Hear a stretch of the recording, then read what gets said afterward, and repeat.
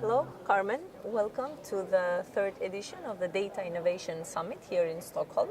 We are really pleased to have you with us. Before we dive deeper into further questions, can you please tell us a bit more about yourself and your background? Yes, I come from Ministry of Public Administration of Republic Slovenia, from IT Directorate. I ran there a project related to business analytics.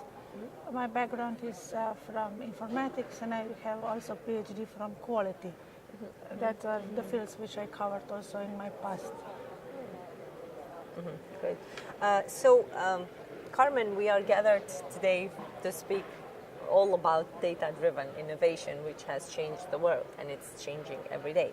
So, can you please tell us your opinion or some interesting examples that how organizations can excel in this area? For my opinion, trust is very important. First, trust among people, among users and IT, and then trust into the data. And in our case, when we implemented big data tools in our ministry, this was crucial part for success, because at some point we were not sure if we will move further at all, because our users were not quite sure if these new things could really help them. And when we convinced them with other good examples that data tools can bring new information, can help them, can easily bring them new information for their decisions, we got them on board, and then we could move further. So, from your perspective, again, what can be some of the most common challenges that organizations can face when it comes to becoming data-driven?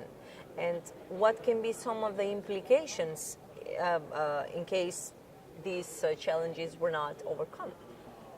Yeah, I think that like with other technologies, here also we are facing with change management, and people sometimes are not so willing to change quickly. They need some time, especially users who normally are not IT professionals, but they are the right users because they need their own data for their decisions, for business, and they need some time. And also IT part has to learn to speak the common language, to understand the other party, because only IT and users together, we are the two parts of the same coin, and only together we can move further. And sometimes also on IT side, we don't understand, or we don't want to hear, and we don't want to understand the other part, and that is the challenge which we have, because technology is no problem, but to convince users about the benefits, that's a challenge. Karmen, you gave a presentation about big data analysis for HR efficiency improvements at the Ministry of Public Administration in Slovenia. Now, I actually have two questions here. How difficult is to apply data-driven approaches and such analysis in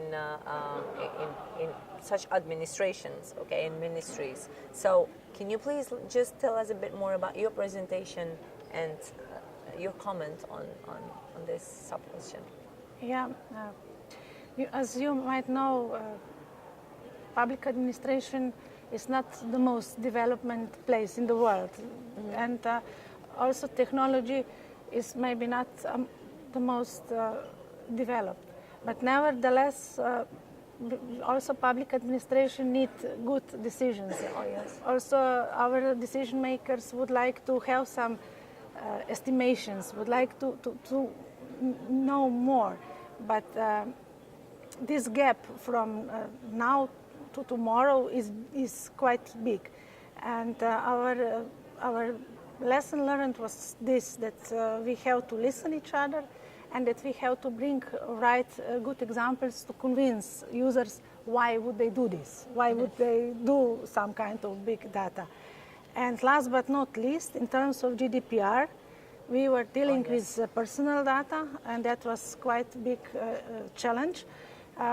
Here I have to say that GDPR or our law on personal data on national level, which is quite the same, these are directions, if you like, which are not so open for this field. And on one side, you have to have security for personal data. On the other side, you would like to explore. Yeah. And here you have to have some balance. And I think for the further steps, for business analytics or for data analytics or even big data, here will have to be some changes also in terms of GDPR. Because every database which contains personal data, which are also masked, is still personal data. Yeah, exactly. So that's really a different perspective, what you're saying, and I want to ask you now this: where do you see actually the biggest impact of data-driven innovation, apart from, you know, the administration and stuff? In general, I see the biggest impact that work will be more automized, because now a lot of work is done manually by Excel, by pivot Yes. tables. People are doing the same kind of work every day, which has no sense. And this would bring savings. People could do some better work instead of doing this manual work. And on the other hand, what I think that also position of the analyzed, of the people who are doing analysis will have to change and move to the highest level, to the leadership. Because if these are some people who are doing some analysis somewhere somewhere dislocated in the corner, nobody gets the proper information. And that is new logic, which is again change management, which will come. So Karmen, where do you see, what do you think we can expect in the next year, let's say? Are things going to change? I can say for our ministry, based on our pilot project, which we ended successfully in terms that we gained trust to the people, because they saw that they can get something, they got ideas, what could they have. We were able to launch another project for data warehouse for business analytics, and in 1 year we will do some automatization. We will get rid of some Excels, and that is what I'm looking for. And when we will have first good example which will be working, I'm sure that others will also follow. Of course. Of Yes. course. No, that's really interesting. Karmen, thank you very much. It was a pleasure having you with us. Thank you for being part of the Data Innovation Summit. Thank you.